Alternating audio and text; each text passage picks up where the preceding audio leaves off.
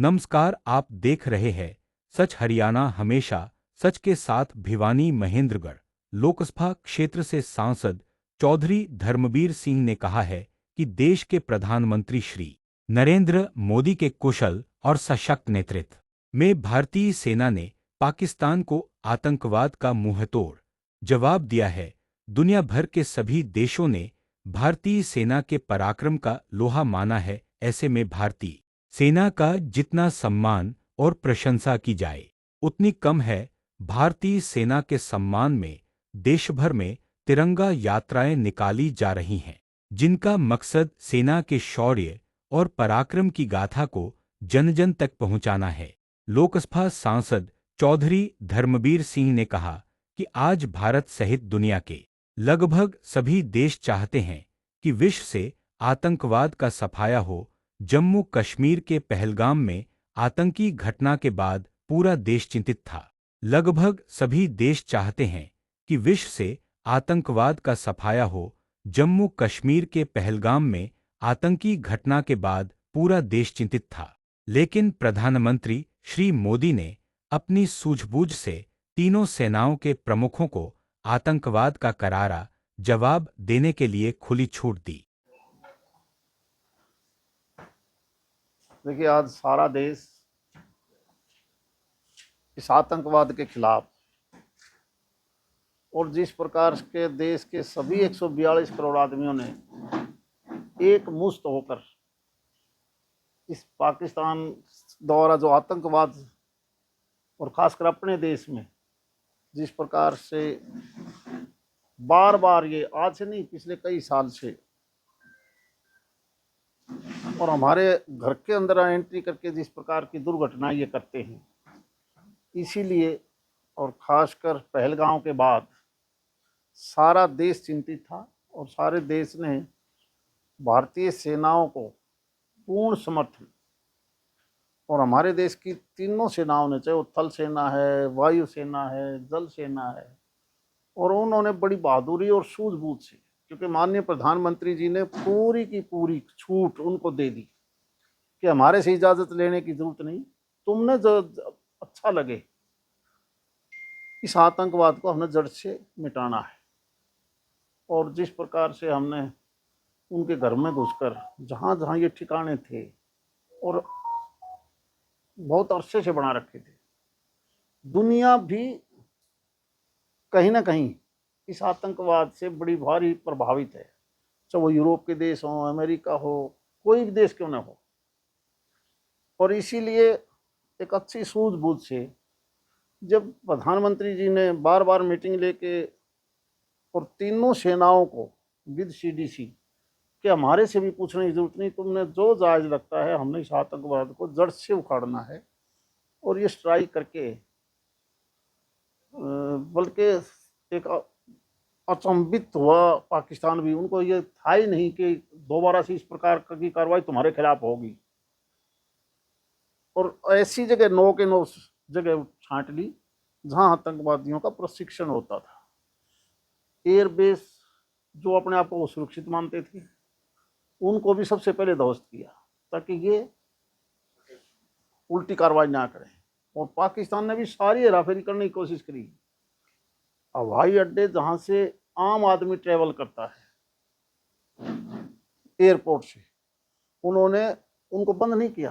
वो उनके दिमाग में एक थी कि कोई ना कोई सिविलियन जब ट्रैफिक में जाएगा, जहाज में जाएगा, तो वो भी अगर डिस्टर्ब होगा तो कुछ आदमी मारे जाएंगे भारत दोबारा। लेकिन भारत के पायलटों ने एक भी निशाना चुका नहीं, सिविलियन कहीं से भी एक आदमी नहीं मरा। कहीं पर भी जितने हवाई अड्डे थे उनको, उनकी फ्लाइट चलती रही, उनको भी बचाया, और केवल आतंकवादी ठिकाने थे उनको ध्वस्त किया। और अपना जो सिस्टम है जिसके बारे में वो कुछ कुछ कहते रहे, डिफेंस जो सिस्टम है अपना, उस सिस्टम ने हजारों की तादाद में उन्होंने ड्रोन के माध्यम से हमारे सारी की सारी बॉर्डर पर, यानी LOC से लेकर LIC तक, लाइन ऑफ कंट्रोल से लेकर LAC तक, एक्चुअल लाइन तक, यानी गुजरात, राजस्थान, पंजाब और JNK, कितने शहरों पर अटैक किया, एक भी उनका कामयाब नहीं हुआ। आसमान में ही उनको हमारी मिसाइलों ने क्रश कर दिया। यानी हिंदुस्तान की फौज ने ये दिखा दिया कि हम दुनिया की सबसे संगठित फौज में से हैं। आप देखते होगे रसिया यूक्रेन का कैसा लोगे, इजराइल और इसको अगर देखोगे आप, फिलिस्तीन को, चाहे वो गाजा पट्टी है या दूसरे हमास जैसे संगठन हैं, कि उनको भी 1 साल से ऊपर हो गया, जबकि तकनीक अपने आप में सबसे ज़्यादा मानते थे वो। और हमारी सूझबूझ देखिए, हमने उसको तीसरे विश्व युद्ध में भी नहीं बदलने दिया, हमने वो खड़ा भी नहीं बनने दिया। हमने अपना काम भी कर लिया। और फिर अब देश भी ये चाहता है कि ज़्यादा कैजुअलिटी ना हो। देखो, जिसके घर से कोई जवान जाता है तो वही जानता है। तो इन हालात में हम देश की सभी सेनाओं के सभी सिपाही से लेकर जनरल तक, ये देश सारा खड़ा है उनके साथ। और हम उनको बहुत बधाई देते हैं कि जिनकी वजह से ये देश सुरक्षित है, जिसमें देश का हर आदमी जुड़ेगा, केवल पार्टी का नहीं, सभी आदमी जुड़ेंगे। उदाहरण के तौर पर कल हमारी इस लोकसभा का दादरी से शुरुआत है, 17 तारीख शायद भिवानी है, ताकि हम हौसला दे सकें जिनकी वजह से हम सुरक्षित बैठे। तो आज का मकसद तो यही था। बार जिक्र आता कि ट्रंप बीच में आते हैं, वो कहते कि हमने समझौता करवा, हमने दोनों देशों पर दबाव दिया है। देखो, ऐसा है, इसमें तो दो राय नहीं। गाँव में दो पार्टियां झगड़ा हो जाए तो बीच में चलिए तो क्या करें भाई, बसण दो नहीं, कौन क्या करें। और कोई अगला कोई यूँ कह दे मेरी वजह से ये मान के, वो तो उसकी सोच होती है। नहीं क्या आपस में लड़ दिए भी, फिर नहीं तो सोचे हैं कोई बात तो ठीक है, सारे मरे जावांगे तो क्या फायदा। हालांकि पाकिस्तान ने ये दिखाने की कोशिश करी कि हम परमाणु ताकत है, हम बटन दबा देंगे, लेकिन इस बात से हमारे प्रधानमंत्री और देश की सेना नहीं डरी कि तो हमें गादर धमकी ना दे, तुम जो करना है देख लेंगे हम आप। वो भी इलाज है हमारे पास, हमने अपना जो काम था वो कराया। 70 बंकर और मिले, उसमें 1 महीने उनके अंदर 1 महीने का राशन भी मिला है, जिनमें उग्रवादी थे। अरे वो तो देखो, ऐसा है, आप और हम आज से नहीं, ये जो बीच का की दुनिया है ना, अरब कंट्रीज के साथ लगते कुछ एक देश, अफगानिस्तान समेत, पाकिस्तान हो, कुछ एक देश हैं ऐसे जहाँ एक खास वर्ग रहता है।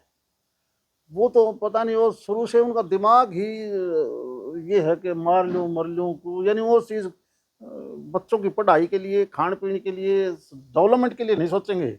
सबसे पहले पैदा होते ही वो बंदूक चलाना सीखे हैं, कहाँ छिपना है, कहाँ खड़ा होना है, उनकी एक अलग सोच है। इसलिए वो बंकर भी तैयार करते हैं। ड्रोन देखे गए थे रात के समय। मैंने बताओ, ड्रोन तो देखे गए तो क्या कोई भी ड्रोन हमारी सेनाओं ने मिसाइल के मार्फत कहीं पर भी ड्रोन को गिरने नहीं दिया। वो तो ये मान के चलते थे कि हमारे ड्रोन काम कर देंगे, लेकिन कहाँ हुआ, उनका ड्रोन कहीं पर भी हमारे को क्षति नहीं पहुंचा पाया। हमारी मिसाइलों ने उनको आसमान में ही गिरा लिया। बयान दिया गया है, क्या दे दिया? आपत्तिजनक बयान दिया गया है मध्य प्रदेश में मंत्री के द्वारा। विजय क्या दे दिया, मध्य प्रदेश या यूपी? कर्नल सोफिया कुरैशी जो है, जो ऑपरेशन सिंदूर में जिन्होंने अपनी अहम भूमिका निभाई थी, उनके खिलाफ एक आपत्तिजनक बयान दिया है। अरे यार, इस देश में पता नहीं कौन क्या, वो तो वो जाने क्या, हमने तो सुना नहीं भाई।